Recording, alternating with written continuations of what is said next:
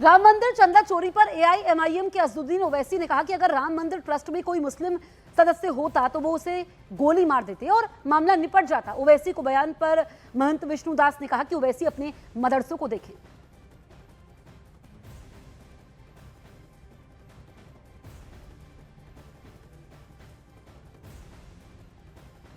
Trust में एक मुसलमान को तुम मेंबर बना लेते और बाद में जब ये घोटाला सामने आया तुम उस मुसलमान को ले जाकर एनकाउंटर कर देते, बुलडोजर से उसका घर तोड़ देते, केस क्लोज्ड।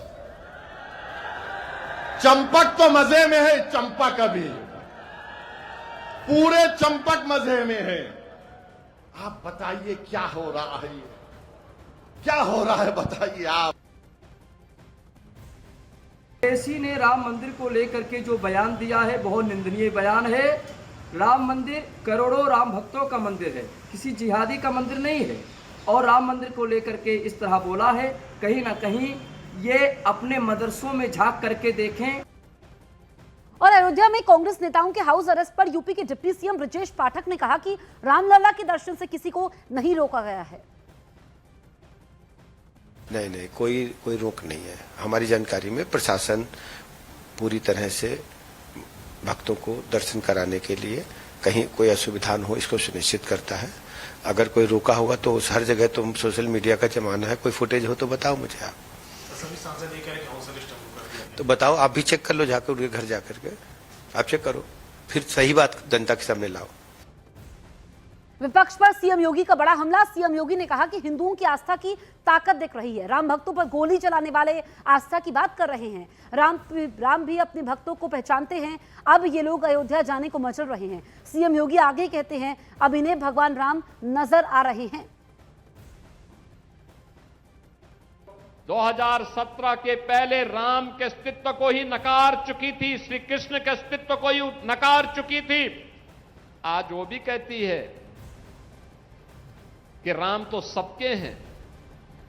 अब ये लोग सब मचल रहे हैं अयोध्या जाने के लिए, लेकिन प्रभु राम तो जग नियंता हैं, इस ब्रह्मांड के स्वामी हैं। वे भी जानते हैं सही कौन है और बुरा कौन है, भक्ति की वकालत कौन कर रहा है। आज भगवान राम की भक्ति की दुहाई कौन दे रहा है। 2017 के पहले जो जय श्री राम बोलने पर लाठी मारते थे, 2017 के पहले जब उत्तर प्रदेश में राम भक्त कहता था कि रामलला हम आएंगे, मंदिर वहीं बनाएंगे, और राम भक्तों पर जो समय गोली चलाते थे, आज वे आस्था की वकालत करते हुए दिखाई देते हैं। यूपी के शामली में चर्चित आयुष मलिक धर्मांतरण मामले ने एक बार फिर से नया मोड़ ले लिया है। मुस्लिम महिला से शादी के लिए इस्लाम अपनाकर मोहम्मद अली बने आयुष मलिक ने अब सनातन धर्म में वापसी का दावा किया है। सोशल मीडिया पर वायरल वीडियो में आयुष घर के मंदिर में भगवान शिव और हनुमान जी की पूजा करते, माता पिता के पैर छूकर आशीर्वाद लेते, उनसे माफी मांगते दिखाई दे रहे हैं। वीडियो में आयुष कहते हैं कि परिवार की परेशानियों को देखते हुए उन्होंने अपने मूल धर्म में लौटने का फैसला कर लिया है। वहीं उनके पिता देवराज मलिक ने आरोप दोहराया कि बेटे का ब्रेन वॉश कर धर्म परिवर्तन करवाया गया था। इस मामले में पहले से धर्म परिवर्तन निषेध कानून के तहत मुकदमा दर्ज है और 2 आरोपी जेल भेजे जा चुके हैं। फिलहाल वायरल वीडियो के बाद ये मामला फिर से चर्चा में है। शामली का आयुष मलिक जो बना था मोहम्मद अली, अब उसने घर वापसी कर लिया है, सनातन में वापसी कर लिया है। ये इसका आयुष मलिक का घर है, यहीं पर वो रहता था। ये भारत मेडिकल शॉप है, आप दिखाएंगे ऊपर की जो फ्लोर है वहाँ पर वो रह रहा है और वहाँ पर लगातार अपने पूजा पाठ शुरू कर दिए।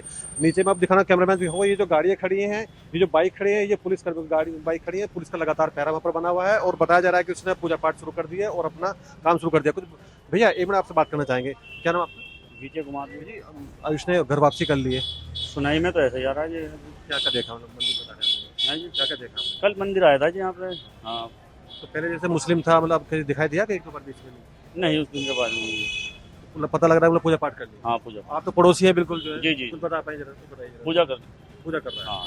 तो कैसा लग रहा है आपको? ठीक, अच्छा लग रहा है जी। तो ये जो गाड़ी खड़ी है, बाइक खड़ी, किसी खड़ी है? ये तो अंदर जा रहे हैं दरोगा जी, कुछ साल हैं जो। तो ये पुलिस वाले कब से यहाँ बैठे? जब से ये बाहर निकलना बंद है? ये तो कह नहीं सकता, अंदर ये जैसे भी चल रहा है उनका। आयुष अंदर रहता है, अंदर ही बाहर नहीं निकलता। नहीं निकल। इससे पहले आयुष मलिक धर्म परिवर्तन कर मोहम्मद अली बन चुका था। धर्मांतरण के पीछे लव जिहाद का आरोप लगा था, जिसमें पुलिस ने केस भी दर्ज किया था और मामले ने बहुत जोर पकड़ लिया था, जिसके बाद अब एक बार फिर आयुष ने दावा किया है कि वो घर वापसी कर वापस हिंदू धर्म में शामिल हो चुका है।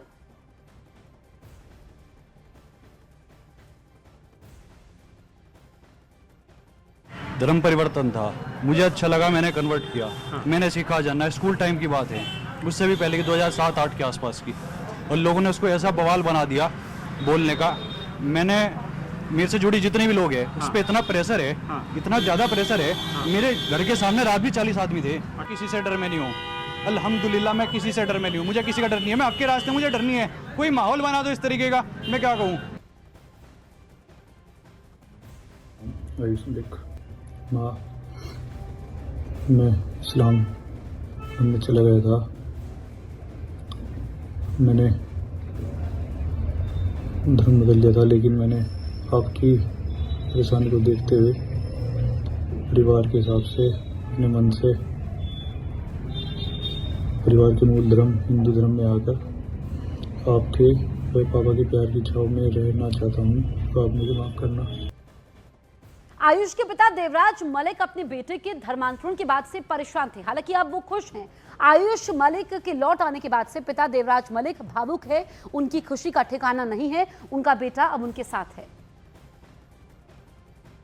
ये वीडियो जारी हुआ है, क्या वीडियो है, क्या उसे अब दोबारा वापसी कर ली?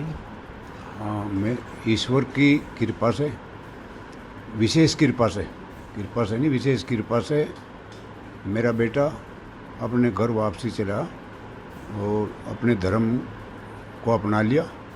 इसमें कोई झूठ नहीं, पूजा पाठ की उसने, और जो वीडियो है सब सत्य है। कितने दिन से पहले शुरुआत की पूजा पाठ की? 5-7 रोज से कर रहा, लेकिन इसी के साथ मैं सभी मीडिया कर्मियों को और सभी देश के सम्मानित नागरिकों को व सभी संस्थाओं को, मेरे जो इष्ट मिष्ट घनिष्ठ हैं सभी को हृदय से आभार व्यक्त करना चाहता हूँ सहयोग के लिए, कि सभी के ने बहुत प्रार्थना की ईश्वर से, और ये हमारा काम जो आसान हुआ। आप सबके सहयोग के लिए मैं आभारी हूँ। बताया जा रहा है कि जो बहनें थी, जो माता थी, उन्होंने काफ़ी समझाया है, उनके कहने पर ही वापसी की इसने। अपनी माता बहनों के प्यार में ही वापस आया वो। कथावाचक और बागेश्वर धाम के पीठाधीश्वर धीरेन्द्र कृष्ण शास्त्री ने आयुष की धर्म में वापसी का स्वागत किया है। धर्म परिवर्तन के बाद आयुष मलिक से मोहम्मद अली बन गए थे, अब फिर से हिंदू बन चुके हैं।